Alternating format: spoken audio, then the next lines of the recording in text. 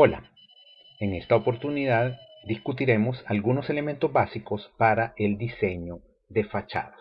Trataremos de centrarnos en varios principios fundamentales que pueden darnos ideas para nuestro propio trabajo. Comencemos con lo básico. La fachada, que también denominamos elevación o alzado, en un edificio puede tener múltiples interpretaciones. Plantearemos al menos 6. En primer lugar, la fachada es la imagen visible del edificio, es lo que todos podemos percibir, y en ese sentido se diferencia de las plantas y de las secciones, que son después de todo representaciones más abstractas del edificio. En segundo lugar, la fachada permite entender el valor simbólico de la edificación, es decir, las ideas que el diseñador está tratando de transmitirnos a un público que puede ser muy amplio. En tercer lugar, la fachada tiene que ver con una relación explicativa entre el interior y el exterior de la edificación. En ese sentido, muchas veces nos interesa que la fachada demuestre qué es lo que está sucediendo adentro del edificio. Número 4. La fachada también se puede entender como una membrana que permite la relación entre el interior y el exterior de la edificación. Una membrana, por ejemplo, para la protección climática, para filtrar la luz solar o para crear relaciones de luz y sombra dentro de la edificación. En el punto número 5 nos interesará siempre tener presente la mirada clásica sobre la fachada, que es entendida como un ritmo de llenos y vacíos, elementos positivos y negativos, ventanas, puertas y paredes. Y finalmente también nos interesa la mirada moderna, que pone el énfasis en la descomposición de los planos. Para eso veamos algunos principios, en los que nos fundamentaremos a partir de lo propuesto por Francis Ching en su libro Arquitectura, Forma, Espacio y Orden. Ching habla que existe un primer gran principio de la fachada como una organización de aberturas y distingue 3 tipos de organización de estas aberturas. Unas aberturas en el plano, es decir, las ventanas se entienden como agujeros en el plano de la pared. Esta es una mirada clásica.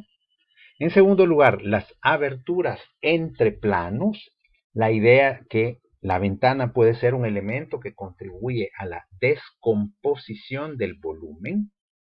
En tercer lugar, las aberturas en las esquinas, que también contribuyen a esa descomposición. Por otro lado, también se puede seguir un principio de entender la fachada como una membrana, un filtro de luz esencialmente. Y finalmente la fachada como una textura, es decir, un acento que permite poner en relieve la materialidad de la edificación. Veámoslo aquí en un sketch de Le Corbusier del año 1929 durante su viaje a Río de Janeiro, y donde vemos la ventana como un plano transparente de vidrio completo entre paredes y entre el nivel de piso y el nivel de cielo, y que permite por lo tanto apreciar la vista espectacular que en este caso se dibuja. Vamos recorriendo algunos de estos principios. Comencemos con la idea de las aberturas en el plano, es decir, esa mirada clásica donde lo que prevalece es el ritmo de llenos y vacíos y todas las complejidades que esto puede conllevar. Tomemos de ejemplo el Palazzo Farnese en Roma, obra de San Gallo en 1534, una obra clásica del Renacimiento italiano. En esta edificación destacan varios elementos. En primer lugar, la simetría de la fachada, que se organiza alrededor de un elemento central de acceso. Otro punto importante es la diferenciación en términos de materiales y dimensiones del nivel 1 El uso de un fuerte elemento de coronamiento como tope superior del edificio, en este caso por medio de una gran cornisa. La existencia también de cornisas intermedias que permiten diferenciar los tres niveles de la edificación.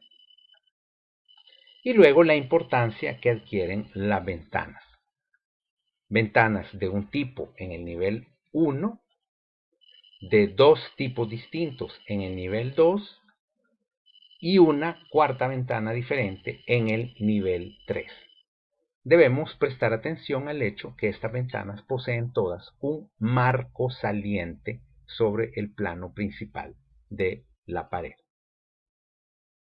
Además, esas ventanas están alineadas en su nivel superior e inferior. Finalmente, las ventanas constituyen entonces el módulo principal de la composición y se da una repetición del mismo módulo en el nivel 1, la alternancia de dos tipos de ventana en el nivel 2, hay que prestar atención a la diferencia entre el tímpano triangular y el semicircular de estas ventanas, y finalmente un cuarto tipo de ventana o de módulo en el nivel tercero. Veamos siempre en esta misma idea de aperturas en el plano la mirada clásica, pero desde una interpretación moderna, por medio del edificio de la biblioteca Exeter, obra de Louis Kahn en 1972. Aquí nos interesa destacar en el edificio cúbico la ruptura de la esquina. En segundo lugar, la diferenciación nuevamente entre el nivel 1 y el nivel 5 con respecto a los otros tres niveles. Vean además que los módulos incluyen vanos, no solo ventanas. Y tenemos tres diferentes tipos. El vano A en el nivel 1, la ventana B en los niveles 2, 3 y 4 y el vano C en el nivel 5. Se mantiene además la idea de alineación de estos vanos, tanto a nivel inferior, que es lo que llamamos el nivel de repisa, y en el nivel superior de la ventana, que es lo que llamamos el nivel de cargadero. Pasemos ahora a las interpretaciones más modernas, que siguen la idea de descomposición o aberturas entre planos. Utilizaremos para ello el ejemplo de la Villa Stein, obra de Le Corbusier en 1927. Se trata de una casa de grandes dimensiones en Francia, una vivienda unifamiliar, donde podemos ver en estas imágenes la fachada norte a la izquierda y la fachada sur a la derecha. Tenemos la ventaja que Le Corbusier nos deja también algunos esquemas para explicar su lógica de diseño y composición. Veamos los esquemas y qué principios sobresalen en ellos. En primer lugar, el uso de la proporción áurea. Efectivamente, las fachadas están comprendidas dentro de un rectángulo modulado de 5 módulos en vertical y 8 módulos en horizontal. Esos módulos, además, se pueden entender como la adición de un cuadrado de 5 por 5 y un rectángulo de 3 por 5, como lo vemos acá. Por otro lado, las diagonales adquieren una importancia relevante. Vemos como en la fachada sur, por ejemplo, la escalera mantiene e indica esa diagonal principal del rectángulo. Vemos también cómo estos elementos se organizan de una forma asimétrica. El peso importante que tienen las ventanas horizontales que recorren el edificio. También la aparición de elementos salientes como balcones y voladizos sobre el plano principal. Ahora pasemos a otro de los edificios clásicos de la arquitectura moderna y que intentan explicarnos justamente una manera diferente de organizar la composición de las fachadas. Se trata de la casa Schroeder en Utrecht, Holanda, obra de Rietveld en 1924. Es una pequeña casa unifamiliar de 3 fachadas. Veamos cómo se organizan esas fachadas de acuerdo a estos principios de descomposición. Aquí vemos dibujos de las 3 fachadas y entenderemos entonces, en primer lugar, que la ventana se convierte ahora en un plano de vidrio, horizontal o vertical. Estos planos de vidrio permiten unir los planos sólidos. La ventana deja de ser un agujero y la fachada es completamente asimétrica. Como vemos, ninguna de las 3 fachadas presenta características de simetría. Y podemos ir entendiendo los diferentes planos de vidrio que componen esas diferentes ventanas. Un ejemplo adicional, volviendo a Le Corbusier, es el edificio de la Asociación de Tejedores en Ahmedabad, en la India, obra de 1954. Se trata de un edificio de oficinas de 3 niveles, donde podemos destacar diferentes elementos, como la asimetría, nuevamente, el uso de ventanas que dejan de ser ventanas realmente y se convierten en vanos, es decir, aberturas libres en el plano, y donde prima el uso de los cortasoles, elementos de protección solar que impiden entonces la entrada directa del sol al interior del edificio, como lo vemos en la imagen. Por otro lado, también hay que destacar la importancia del acceso principal y la apertura grande que existe para marcar ese punto de acceso, y la escalera otra vez como un elemento saliente respecto al plano principal del edificio. También podemos fijarnos en el nivel 1, que es diferenciado, y en la importancia, en este caso, un edificio en un clima tropical como el nuestro, de la vegetación.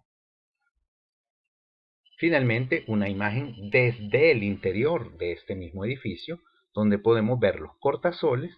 Vemos que no hay vidrios, es decir, no hay ventanas estrictamente, sino, como decíamos, son vanos que permiten una comunicación directa entre el interior y el exterior de la edificación. Terminemos con un ejemplo nuevamente de Le Corbusier, en este caso la capilla de Notre-Dame du Haut en Ronchamp, en Francia. Esta es una imagen del exterior. Vemos 2 fachadas del edificio y prestémosle atención sobre todo a la pared, en este caso a la izquierda. Vemos diferentes aperturas aleatorias, vanos de diferentes tamaños en esa fachada del edificio.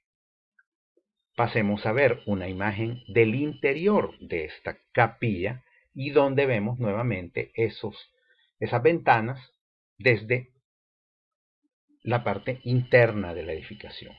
Debemos destacar varias características: la aleatoriedad y diversidad de los vanos, cuadrados, rectangulares, verticales, horizontales, pequeños, cuadrados. Vemos también la ventana como un punto de luz y color, y esto tiene que ver mucho con la función de la edificación como una capilla. Vemos también cómo destaca el vacío dentro de la masa de la pared, es decir, se entiende que es una pared gruesa, y que la ventana contribuye a darle un sentido de profundidad a esa pared. De esta manera, entonces, vemos diferentes maneras de aproximarse al tema de diseño de las fachadas. Esperamos que sea de utilidad para nuestras propias edificaciones. Gracias.